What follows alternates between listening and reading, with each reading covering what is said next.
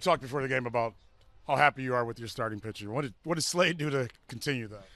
It's like we talked about before. He's added in the cutter a little bit, but his sinker was really good today. Landing the curveball, using the slider. Slade pitched today. He got quick outs, got some punch outs when he needed to, and it just seemed like he wasn't slowing down. His velo was there the whole game. He does a really nice job on and off the throttle with the velo, with the fastball, and he and Hedges just got into a good rhythm. Like I said last night too, that this is a really good offense here with the A's, and for us to keep him off the board, that was huge. You talked about his sinker not working the way he wanted to last time, but you guys having patience and working with him and how much he appreciates it because it worked so well today. What does that say to you? Yeah, I mean, obviously Slade's new to us, but our coaching staff, our analysts, they do such a good job. We don't stop working for our guys. We're always trying to find things to help, and our pitching team does such a great job of identifying little tweaks and adjustments, and our players buy into it because of the trust we build. And it's not always going to be right. It's not always going to work, but it's just a testament to Slade's trust in the pitching group to make an adjustment like that start to start. What do you think about Emmanuel's, getting out of that three-bagger? Yeah, he's the best closer in the world. It's not close. And even when his back gets against the wall, he gets better. And, he's somebody you never get worried when he's out there on the mound. He finds a way to get out of it. It was super impressive. Just speak to the master class that you had all weekend from your starting pitching staff, not just Slade, but Luis Ortiz yesterday with the 10Ks, and Tanner Bybee throwing the complete game on Friday night. Yeah, our starting pitching's been getting better all year. Our pitching coaches are, like I said, our pitching group does a great job of just working with guys and continuing to help them get better day in and day out. And our players are super talented and buy into it. And, I think the sky's the limit for this group of starters. Nice to see Nolan and Gabby come up with some big hits there. Yeah. Both of them, they've been hitting the ball hard all year, just not getting a whole lot to show for it. So for Nolan and Manzo both to get hits out there today, but Gabby with a huge RBI single, Angel working a great walk, stealing second. That's our type of baseball.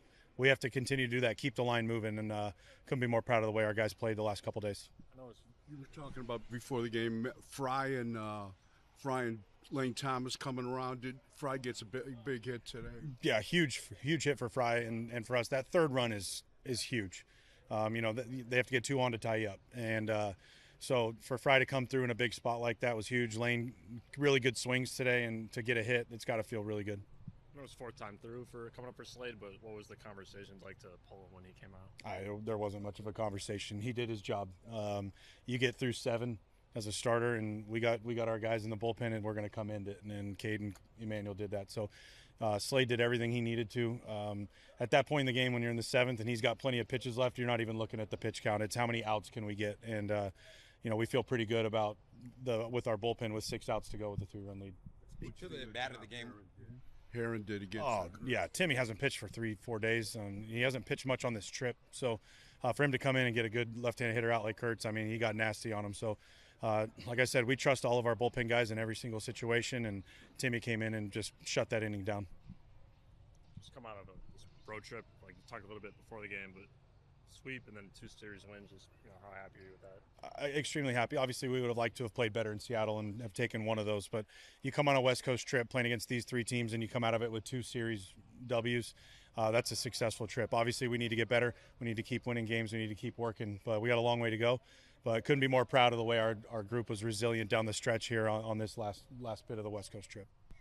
You were able to catch a couple of these games this weekend. Just talk about what these starters did against a really good A's offense. Yeah, I mean, this is a really good offense over here, and they just executed. I feel like, a lot of our guys are throwing a lot of different pitches. The 3 guys that started this series all have 4-seam, 2-seam, cutter, slider, curveball, changeup. There's a lot to go hit against, but at the same time, in a lot of series, we don't need all those pitches, or maybe 2 or 3 of those pitches aren't working.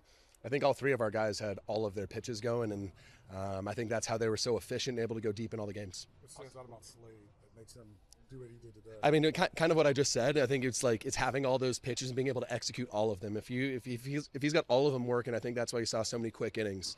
It's not necessarily going to be punchies, but it's going to be lots of weak contact and efficiency, and it's going to allow him to go deep into games, and those are a lot of games we win. So what's the preparation like for you with all these guys and how deep their arsenals are?